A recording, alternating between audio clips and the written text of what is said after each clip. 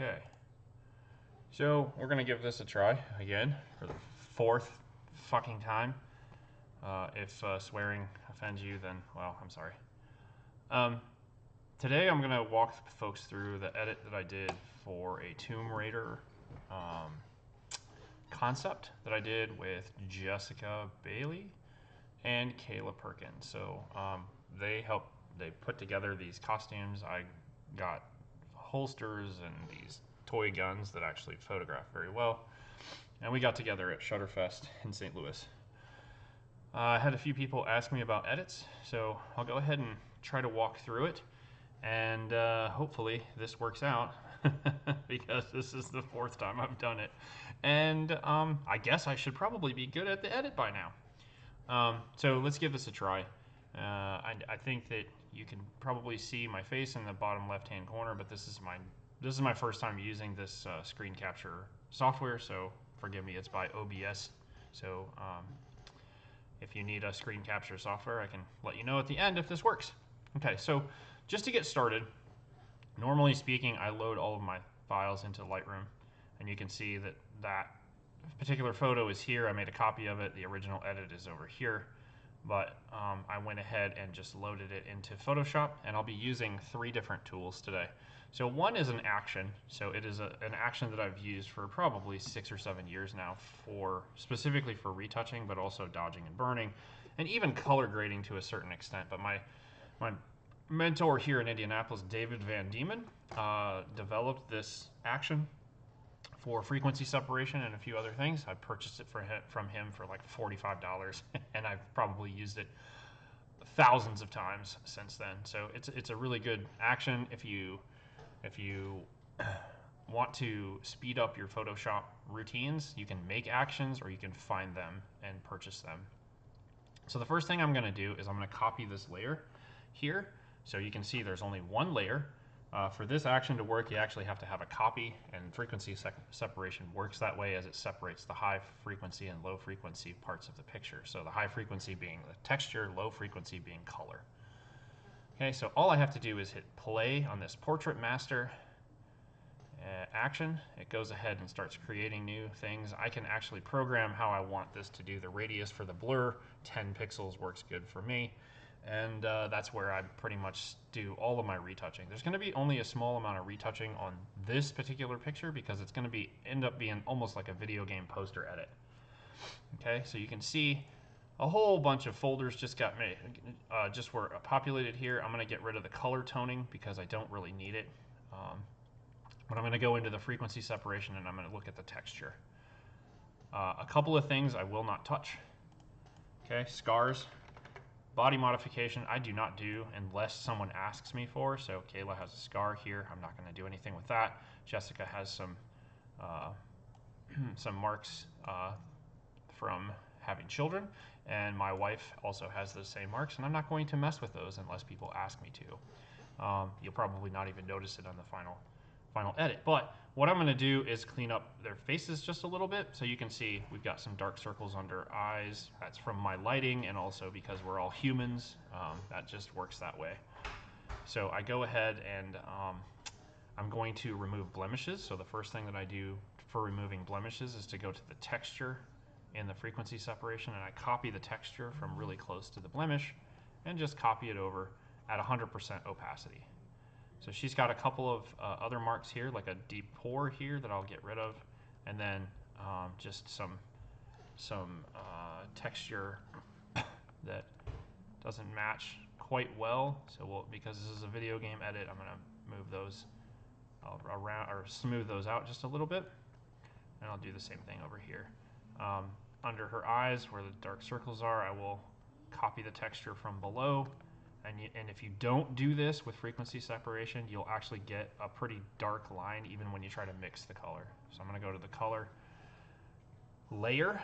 I'm going to use my mixer brush, and there's various settings in the mixer brush. Wet 31%, load 29, mix 19%, and flow 5%. Those are just standard. You can play with all of those as you do frequency separation, but I basically just use I use the recommendations of the person that designed the action, and I just sample the color below, right on her cheek here, and then just mix it up into the dark circles under her eyes. And then some of these, I try to smooth out some of the texture here just by mixing the color. You sample and mix by just moving your pen around. I use a pressure sensitive pen by Wacom. I cannot, if you're going to do a lot of retouching, I definitely recommend getting one and getting used to it. And you have to get used to it. It will drive you crazy if you've only used a mouse before for a little while. So we're going to copy that texture here. Oh, that's not smooth enough. So we're going to go down and grab some on her cheek, and then we will copy that over. And voila. Okay. Continue on here, the dark circles. Again, not a big deal. Everybody has them, but if you want a nice movie poster looking edit, these have to go away. Okay, so we'll mix that color and the color layer up into the dark circles.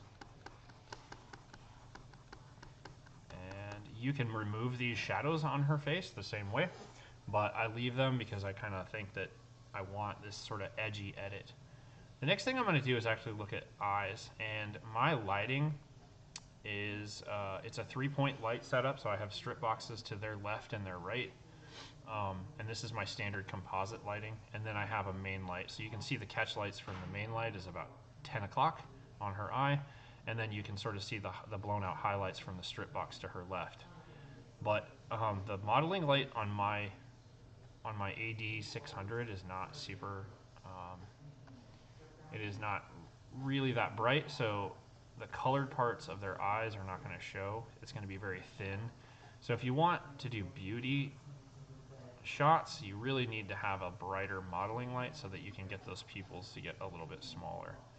Basically, all I'm doing is painting white on these masks, on these layers that are specifically for different parts. So eye lighter, I want this to be lighter. I just paint white on the mask there. I'm going to talk a little bit more about masks as we go, because we're going to have to generate a mask for both of them.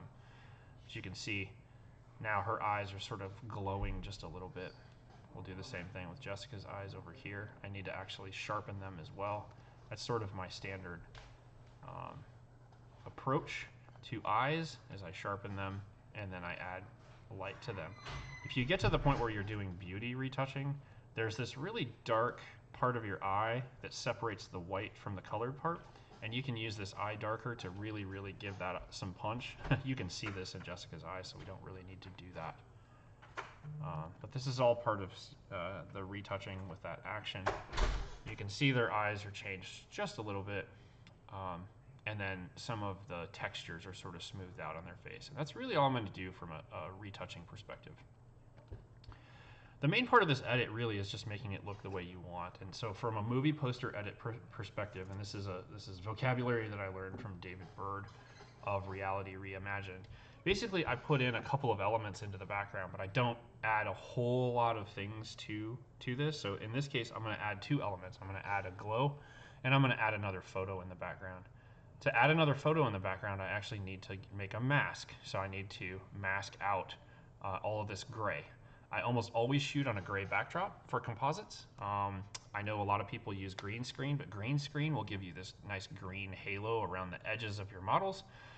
I don't like to have to remove that, so I've almost always used gray. On occasion, I will actually light the gray backdrop so it's easier to add light to them. So sometimes my composite goes from a 3-light setup to a 4-light setup. If anybody has questions about that, I certainly can answer them. But we're not really here to talk necessarily about lighting. The first thing that I'm going to do here is I'm going to create what I call a stamp layer. So basically, everything that I've done to the picture from here down, it's going to copy all of that and basically flatten it. I don't want to flatten the image because if later on I have to make some adjustments to the texture or the color or dodge and burn or anything like that, I want to have that available, and then I can just hide that layer. But it's just Control, Alt, Shift, and E, and now all of a sudden I have this copy. Okay, so if I turn every layer off below here, it's not going to change, right? But if I turn this layer off, it's just going to be a blank picture. So if I turn anything on below it, now that that's a stamp layer that's in place, it's not going to change anything unless I get rid of this stamp layer, or if I hide it.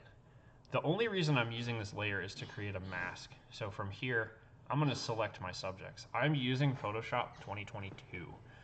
Photoshop and Adobe, they make constant changes to Photoshop, and I just, when it gets to a point where I like it, I don't like to mess with it because usually when they do an updates, it'll break something else, and a lot of times it's something that I use frequently, so I don't like that. So I am using an old version of Photoshop, and I'm using an old version of what's called Oneric, and we'll get familiar with that fairly soon. But anyways, let's generate the mask around our subject. So I use the select tool. Okay. And then from here, all I have to do is hit select subject. You see all the marching ants sort of appear in the photo. For the most part, this version of Photoshop gives me really good masks as long as I'm using this lighting technique. So there's highlights there. The one thing I will say you always need to watch is when people have tattoos and it's close to the edge of selections. An earlier photograph of Jessica, I actually had to manually mask back in her had tattoos because these marching ants sort of went around the darker part of her tattoo. So you just have to keep in mind with that, and you can move around and add some of the things to this for the quick selection tool. For me, this is actually creating a really good selection. Once you select your subjects and it's sort of the way you want it, and you can push the little marching ants around, in this case I don't have to, I go to the select and mask button. And what I have it set to do is give me a bright red color. Now what this does is really accentuate the problems with the mask. One of the problems I can see, initially I thought was a problem, is Kayla's hair. But actually this is kind of coming up over her shoulder. There's a little bit of fuzzy hair here, but it's okay with the mask the way it is here. There is also this in between their two shoulders. It's kind of not really a big deal. And then there's this little chunk of Kayla's arm that's taken out that I'll fix as I'm going through and making the mask. But I'm going to go ahead and tell it to output to a layer mask and hit OK. I do not need this stamp layer for anything other than just this mask. So in masks, white reveals and black conceals. So everything below here is going to be concealed. But I'm going to show you how this works really quick and why it's important to know that. So masks are either just black and white. It's a monotone thing, but they're used to reveal things below or make things appear above in the layer stack. So here we go. I'm going to add the photo that I found on Pexels. So Pexels.com is a image sharing site that people basically upload their images, and they say that yes, it's okay for you to use these for personal use. For commercial use, I always purchase my stock photos from iStock, or I generate them myself. When I'm going around, I will go take pictures of stock photos myself sometimes. So I'm going to go to File and Place Embedded. So I'm going to find that background image that I found and I want to use. And so this is what I found when I was searching on Pexels. I actually put in the search term hieroglyphics, and somehow this came up, and it's almost perfect for a Tomb Raider movie poster edit. You can see that there's sort of the ground in here in the bottom, so I want to stretch this just a little bit. One of the problems with this image is that it's a fairly low resolution image, so it's only about 3.5 megabytes. And that's okay for what we're using it for, and I'll show you why. So we added our picture in there that we want to use, and everybody is probably at home going, what in the hell? This is so orange, and this just isn't going to work, but we're going to fix that.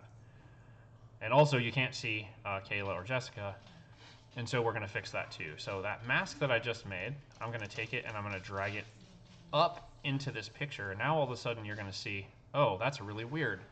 Now I can see the picture where Kayla and Jessica were, because that's where we made our mask, and that's where the mask is white.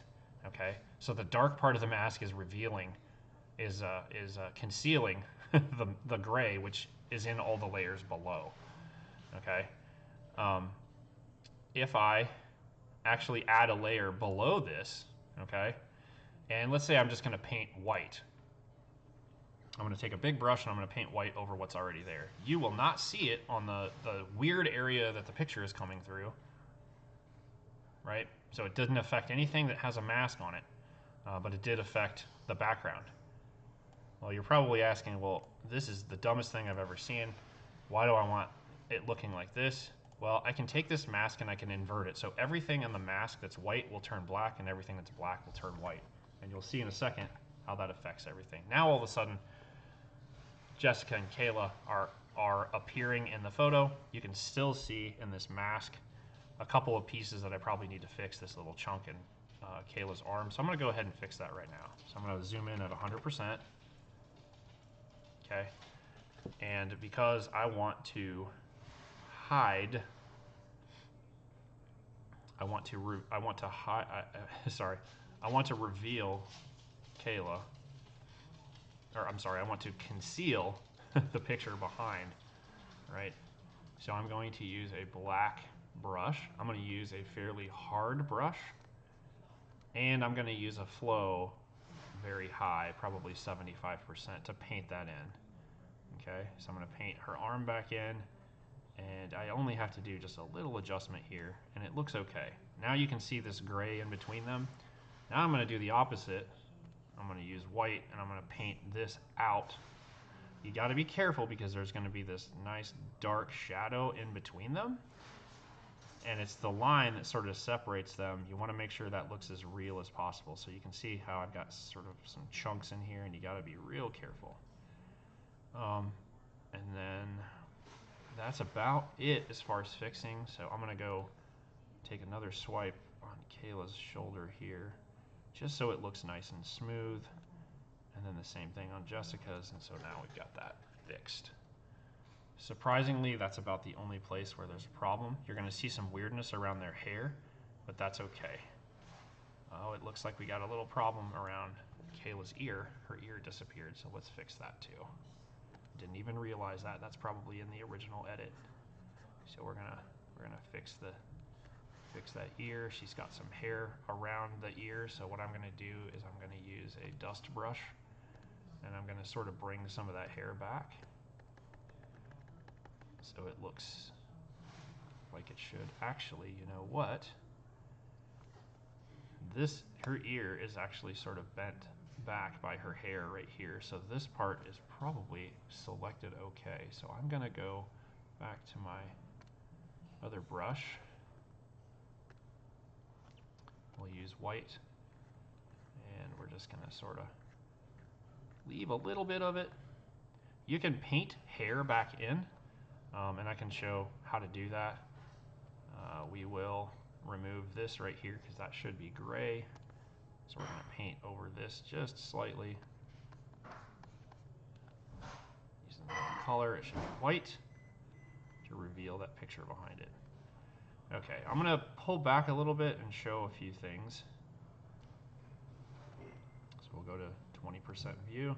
I'm constantly going between 20% and 100% in my views when I'm doing composites. Now this sort of looks ridiculous, right? This is bright orange behind them. I don't really like the way it looks. So there's two things that I want to do. One, the picture behind them is really, really sharp. And if you take a photograph and somebody's standing a few feet in front of it, it's not going to be super sharp. The first thing I'm going to do is I'm going to unlink the mask to the photo, and the reason I need to do that is because I probably should have blurred the photo before I put the mask in, but I forgot to do that, and that's fine. Just unlink it and it won't blur anything too badly, it'll just blur the photo. So I'm going to go into Filter, Blur, Gaussian Blur. You can see if I add like 100%, this turns into a mush, or sorry, 124 pixel radius. Really where I want it is probably somewhere between 4 and 9. So if I put it at about 8.6, you can still see the details, but you can definitely, it sort of simulates depth of field here, so that's what I want to do. So I'm going to click on OK. I'm going to relink the mask to the picture in case I do any changes there, but now we have to make changes to the color because this is just, the color just doesn't work. So I'm gonna go down to the tools here. So right next to the create a new mask, you have all these tools, and what I'm going to do is go to a hue. I'm going to add a hue and saturation layer. Okay. Keep in mind this is above all of the photos that are below, right? So if I start making changes to the hue and saturation, it's going to make global changes, right? So see how it changes Jessica and Kayla. I don't want it to do that.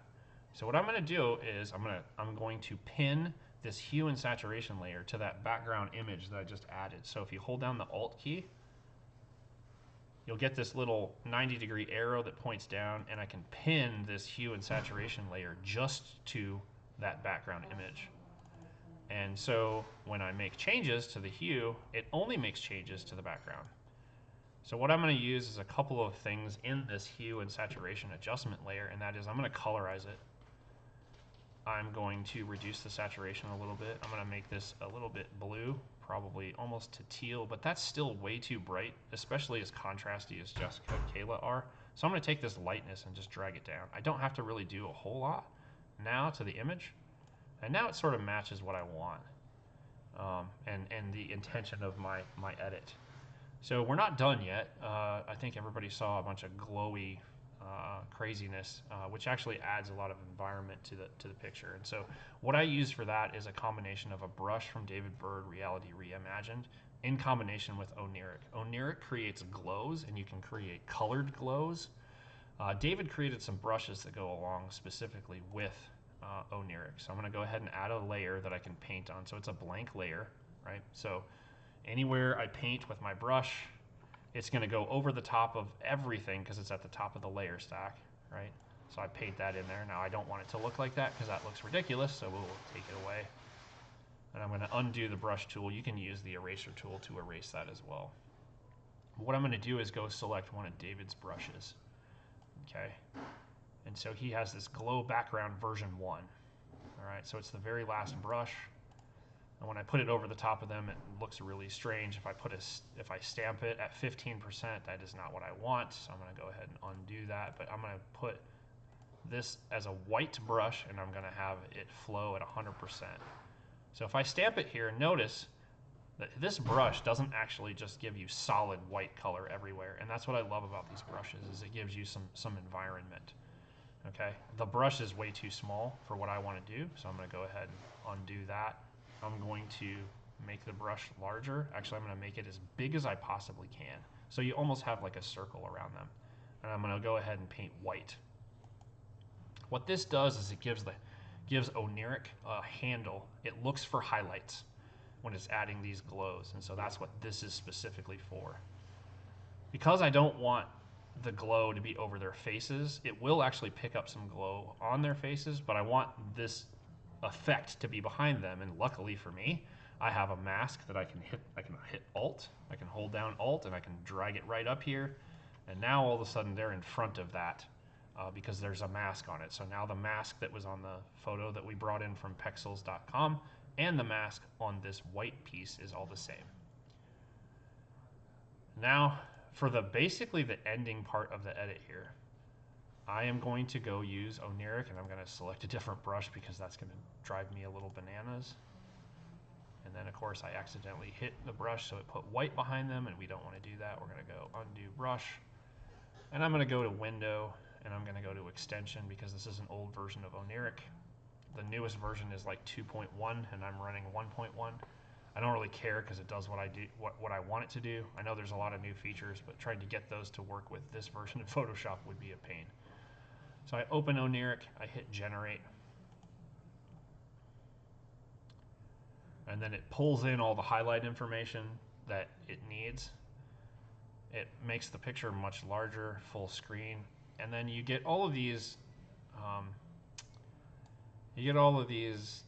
tools that you can use to make changes to the glow. The most important one is to look at the X-ray. So this tells you exactly where it's picking out the highlights. This threshold value just basically tells Oniric to pick out more of the white. And so what I want to do, and what I did for this edit, is I actually turned the threshold up so it started getting to the point where it's picking out highlights on their faces. Okay. Notice, however, though, it's picking out their hands as well. So we'll have to deal with that later. But once it does all of this, I take the X-ray off. Okay, and you can see what it's doing from a glow perspective. This is with just a white glow. I can tell it to colorize that glow, which is what I almost always do with Oniric, and that is way too much. And it is also red. I actually want this sort of bluish green, and that's where I really like it. I play around with two of the tools when I'm doing this diffuse glow, and that is intensity and exposure.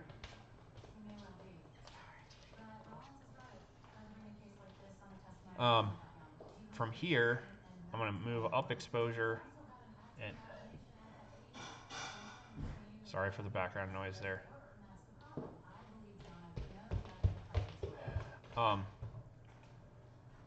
So I moved exposure up. I moved intensity down. You can play with the radius as well. So that basically just means the radius of the glow is going to be larger. So if you turn this up, you can see that it starts spreading out further. If you turn it down, it'll get tighter. When I'm doing lightsaber edits, I actually will just use the radius pretty low, around 15 to 17, and then I will actually make a copy of the layer and then blur it to give me 2 layers of glow. And then I make a mask. But this looks pretty close to what I want. I'm going to explain a few things once it copies over to the final Photoshop. So you just hit save. It'll make you name it because it's going to add a layer to the Photoshop stack at the top. So I always just do numbers because I don't like to make it overly complicated. It's going to generate this glow. It's going to drop it into Photoshop, and this is taking a little bit longer because of the screen capture software that I'm running in the background. So I'm going to go ahead and close this, and then you can kind of see where we're at. I'm going to back this off to 20%. And there's some things that I don't necessarily like. The highlights behind Kayla's hair are way too high, so you can see they're just blown out, and I think it garners way too much attention. So I'm going to go ahead, and on the layer from Oniric, it gives you the possibility of having a mask already right out of the box. You don't have to add it or do anything.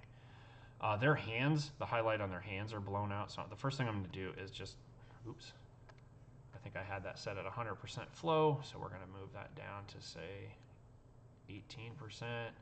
We're going to use a really soft brush, and then I'm going to start brushing that away off of their hands. So I still want a little bit of a blue color, but these highlights are crazy. So we'll put that back onto Jessica's hands there just ever so slightly. I talked about Kayla's hair, the highlight above her hair here I didn't necessarily like. And there's a little bit too much on her arm, I think. Notice how her hands got hit with the light that's coming from Jessica's right, so her hands are out further in front. So this is a lighting mistake, you might say. The only thing you can do is back her up when you're on set, or you just try to deal with the highlights once you get to processing them. I don't necessarily like the green on her arm. This is all just editing to your own taste at this point. I always try to look at where the direction the light is coming from. Now this is coming from behind them, so it's not really gonna, in reality, wrap around them like this, but I mean, this is a video game, so I don't really care. I will actually also reduce the opacity a little bit, just so it's not too much. And then this is pretty much the end of this edit. This is the way I think it turned out in the end. I'm probably gonna change it to a little bit of blue. I'm gonna go ahead and save this. It should transfer this back to Lightroom. So if I go back to Lightroom, you should be able to see in the develop module a new edit for this photo. And hopefully it doesn't overwrite the edit that I had previously done, because that would make me sad. Okay, so here, the last few things that I do, if you want to add a matte to this, a matte finish, you just push on the way left side of your curves, you can push that up, crush the blacks a little bit, bring your midtones down, and that gives it sort of a matte finish. Almost all of my video game or movie poster edits, I bump up the clarity. It's just one of those things that I do to darn near everything. That was a lot of information, so if you have questions, please let me know. And hopefully this video actually worked out. So I'm going to go ahead and switch back to my software, turn it off, so you're going to see a almost like an infinity mirror here for a second when I do that. And then I will hopefully upload this to YouTube.